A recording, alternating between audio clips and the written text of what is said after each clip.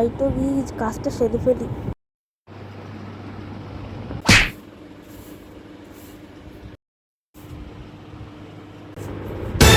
ওমা, আজ কোন দিকে সূর্য উঠলো রে? আমার সূর্য ওঠার না ওঠার কিছু নেই।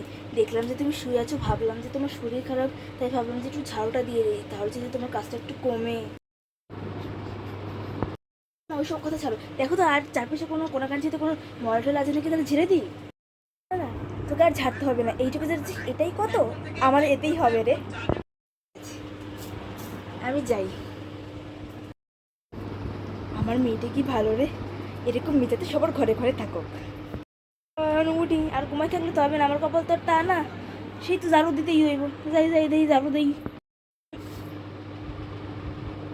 কি রে, ও এইখানে, তার মানে নিশ্চয়ই ও আমার কাম করিয়া দিতেছে। মা তুমি উঠছো? উঠছি, যা ভাবছি তাই তো মনে হয়। আমার চারপাশে কত ময়লা আবর্জনা, একটু ভালো লাগছে না, মনে হয় কি ঘরটা ডাস্টবিন, একটু ঝেড়ে দেবে মা।